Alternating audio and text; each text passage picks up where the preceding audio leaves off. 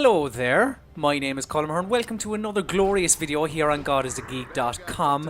And with me is the wonderful, the sexy, the gorgeous, the beautiful Adam Cook. Adam, hello. I think you've oversold it there, mate, but thank you very much. We are here to find out if Disney Infinity 2.0, I believe we can't just call it Disney Infinity, is it better than the original, Adam? Is it any good, first of all, I suppose? It's surprisingly good, actually. I have to say, right out the gate, it's got one of the worst openings to a game I've played in a long time. Like, a long time.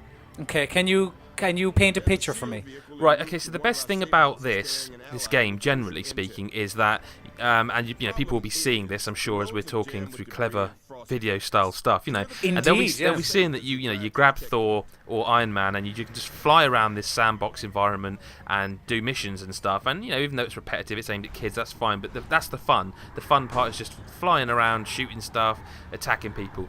The game starts with, story, exposition, but you're in Stark Towers, you're unfrozen, and you have to basically save Stark Towers and escape, and it's kind of the tutorial teaches you how to do it, and that's fine, but it's enclosed. It's kind of like a corridor game at this point. Just go here, kill 3 of these, go here, and it's dull.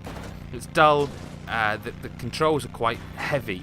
Like, for a third-person game, they're quite heavy, but when you're stuck inside, honestly, first mission, I was genuinely thinking, my God, how have they made the game worse, Okay, right. But I'm guessing there is an upturn to all of this. Well, there was some moment where you said, actually, it's not too bad. It's really good. But after that, there are other missions where you go back inside, and when it loads these internal sections again, the load times are terrible.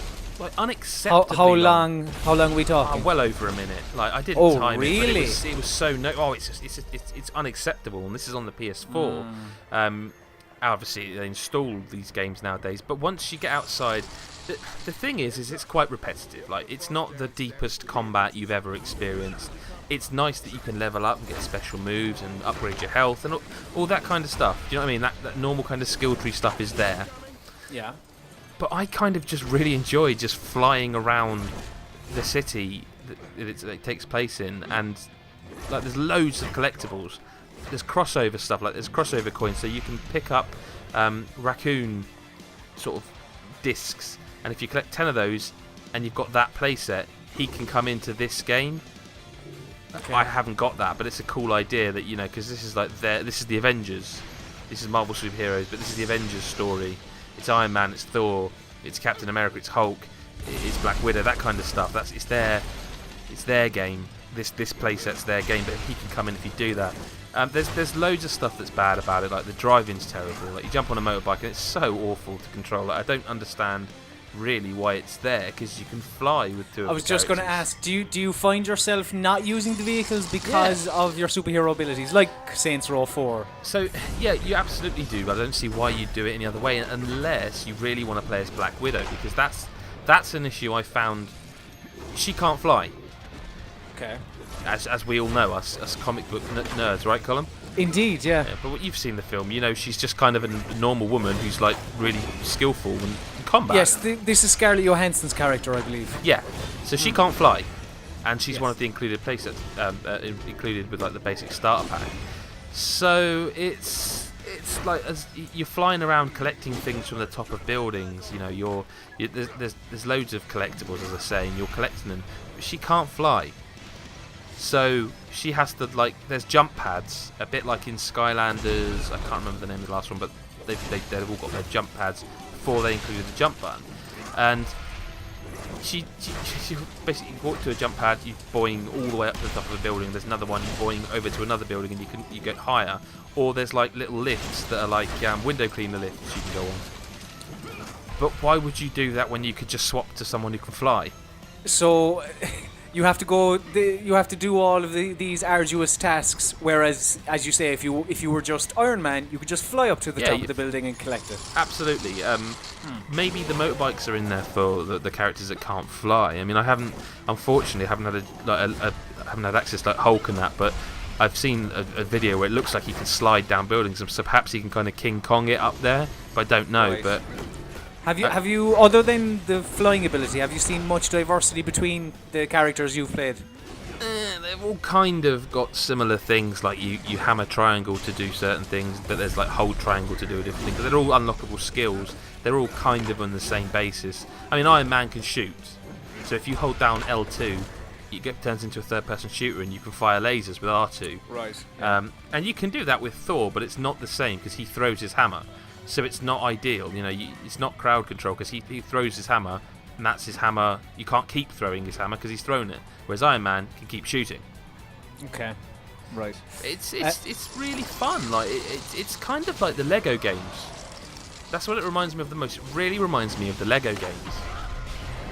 To what degree? Just the amount of collectibles and all that? Well, yeah, I mean, the Lego games used to be like, here's a hub world, and you do, like, think about the Lego Harry Potter games. Like, here's a hub world, you go to this bit, you do mission 1, mission 2, mission 3, and slowly but surely they've become kind of open world games, and they've got missions within the open world, and there's loads of collectibles and loads of characters, and it's kind of, this feels more like that than, I mean, Disney Infinity 1 my kids loved, but I think 2 is just far superior so far.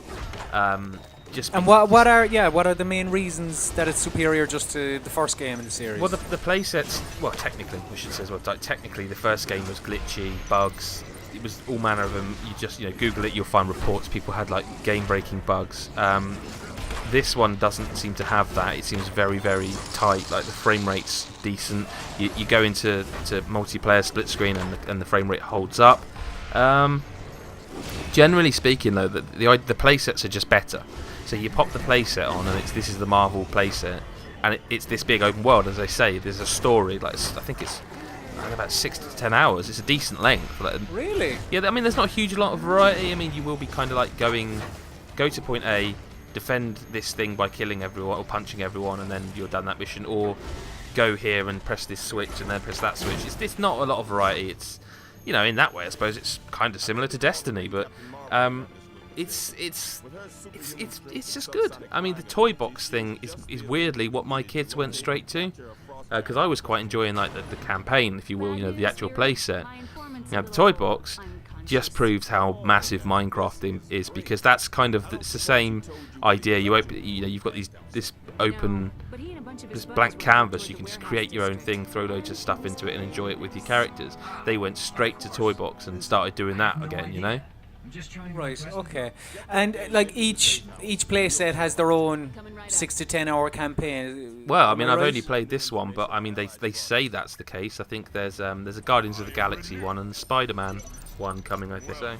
So like, just as my final question before we wrap things up, you as a early 50-year-old man, yeah. like do you get as much enjoyment out of this as your young kids? Yes, but not for as long. They will be playing this in months. I will move on to something else. Okay. Well, Adam, thank you very much for your time, and thank you very much, dear viewer, for watching this video. As Adam said, do check out godisgeek.com for the full review, and subscribe and like and all of that other hootenanny. Thank you very much, and goodbye. Excelsior. Is that right? I don't know. Bye.